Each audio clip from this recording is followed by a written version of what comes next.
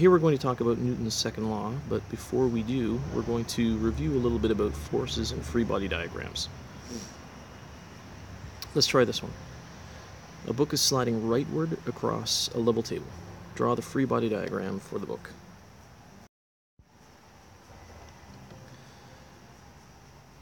We've got the friction force, which opposes the motion of the book. Since the book is sliding to the right, the friction force must act to the left.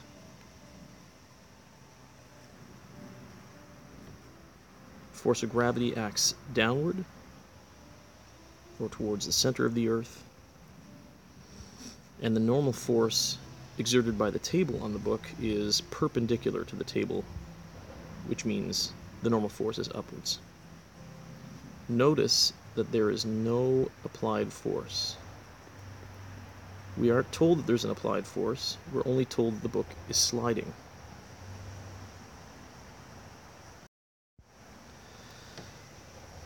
Newton's second law. So earlier we learned about Newton's first law, which is all about inertia. Newton's second law is all about what force does to an object's acceleration, or what influence force has over an object's acceleration.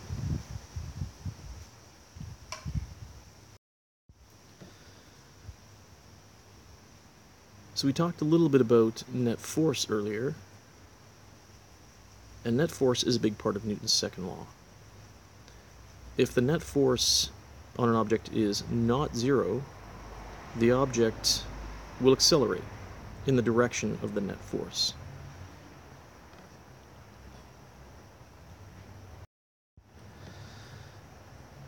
So here is a representation of the relationships that Newton found when he experimented with net force and mass.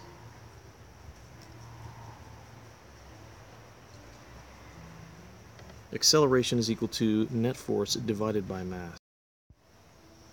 So the more mass of the object, the harder it is to change its motion. In other words, the more inertia that it has, and we've talked about that before. The greater an object's mass, the greater its inertia. So Newton found a relationship here. He found two relationships and then combined them. He found that acceleration varied directly as net force, which means as we increase net force, we increase the object's acceleration in a linear way. And he found that as he increased an object's mass, the object's acceleration would decrease. So he combined these two relationships into the one that we see here. We can also write the equation for Newton's second law in this way, just rearranging it. F net is equal to mass times acceleration. That's a very common way to write it as well.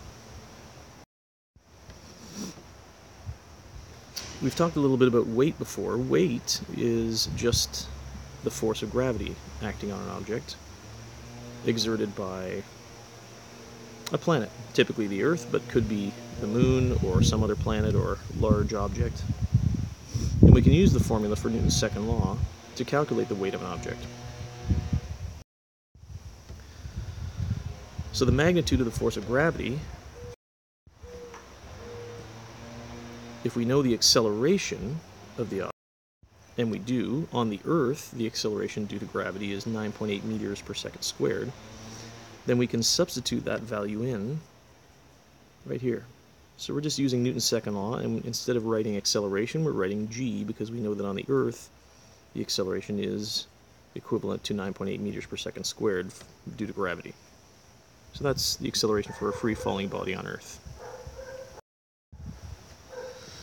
So Fg is the weight of the object, or the force of gravity exerted by the planet on the object, or planetoid.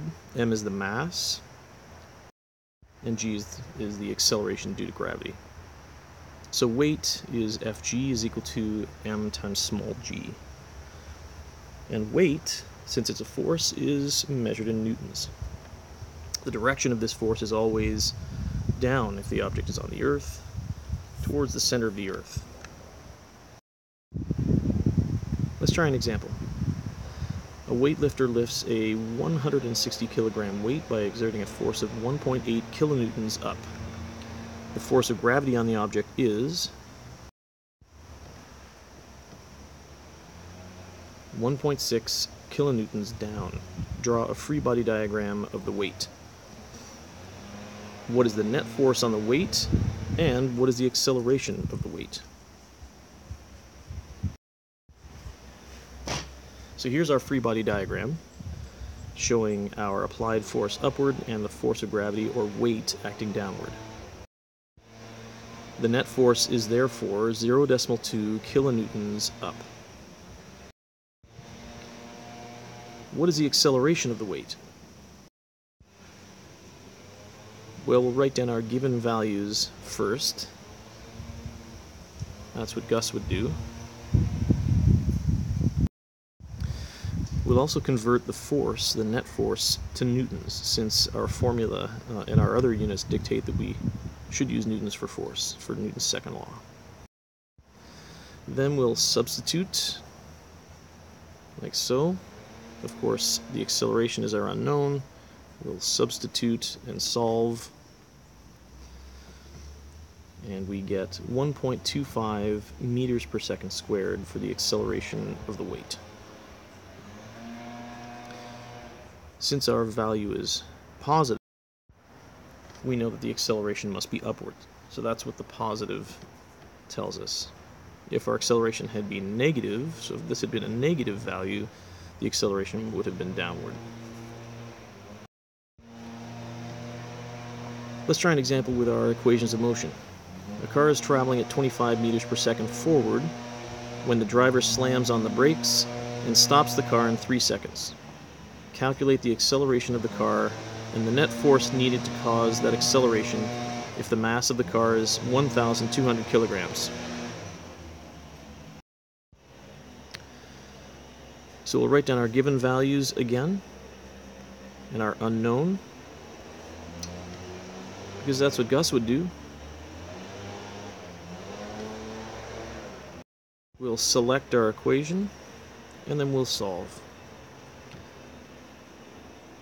And we get negative 8.333 meters per second squared.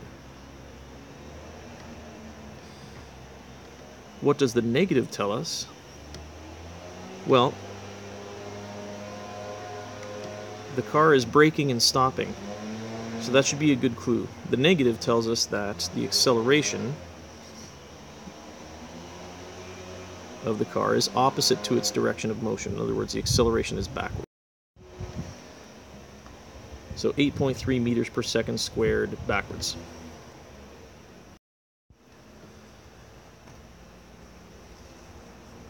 Calculate the net force needed to cause that acceleration if the mass of the car is 1,200 kilograms. Well, now we can use Newton's second law. Again, our given values and our unknown. Now we'll select our equation, the equation for Newton's second law, and we'll solve. And we get a net force of negative 10,000 newtons. Again, what does the negative tell us? It tells us that the force is backwards, which makes sense because if the acceleration is backwards, then the net force has to be backwards. It's one of the things that Newton's second law tells us, is that the net force and the acceleration are both in the same direction.